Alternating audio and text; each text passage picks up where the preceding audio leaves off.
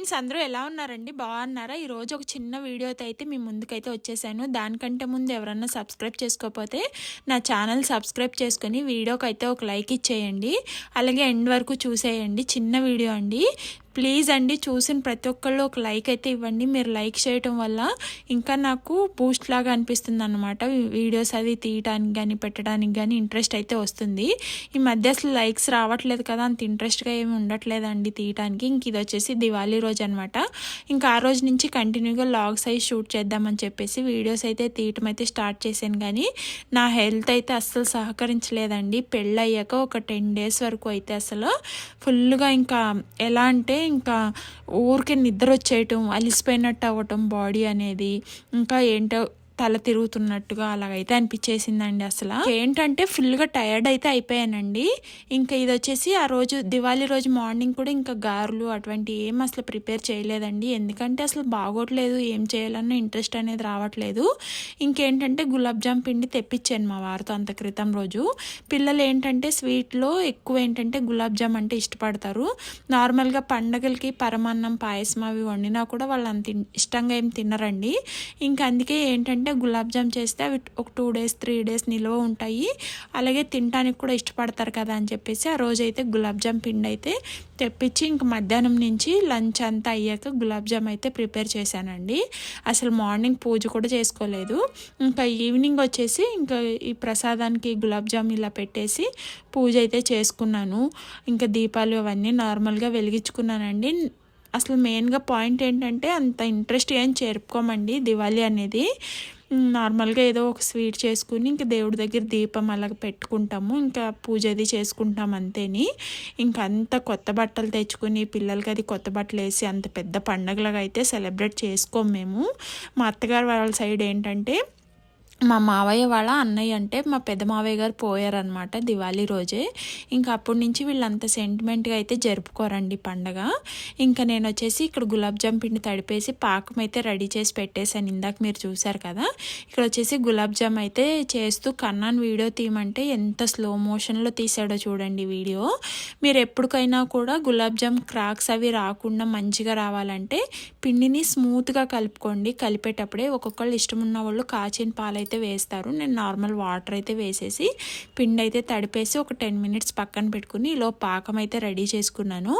ఇలాగా మీరు చేసేటప్పుడు కూడా బౌల్స్ స్మూత్గా రౌండ్గా అయితే చేసుకోండి. హెవీగా ఇలాగా గట్టిగా రబ్ చేసినట్టు అయితే చేయకండి.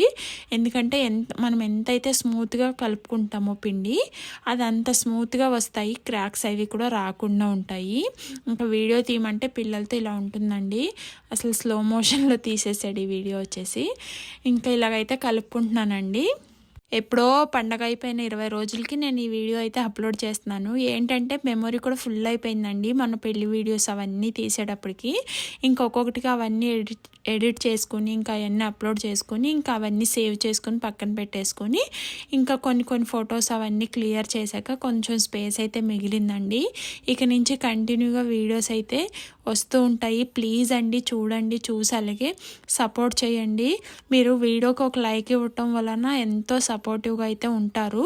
అలాగే మీకు గులాబ్ జామ్ అంటే ఇష్టమో లేదో కింద కామెంట్ చేయండి. మా పిల్లలైతే ఈ గులాబ్ జామ్కి ఒక పేరైతే పెడతారండి, గుల్గుల్ జామ్ అని అయితే పిలుస్తారు.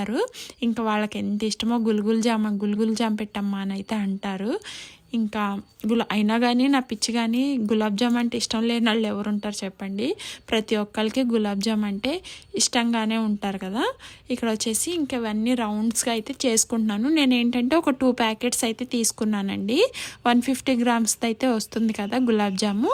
అది ఒకటి తీసుకుంటే ఒకటి ఫ్రీ అయితే ఉంటుంది కదండి. ఇంకా 2 packets కలిపేసి చేసేసుకుంటున్నాను. ఇంకా ఫైనల్గా అన్ని బాల్స్ లాగా చేసుకుని ఇంకా ఫ్రై చేసేసుకుంటున్నానండి.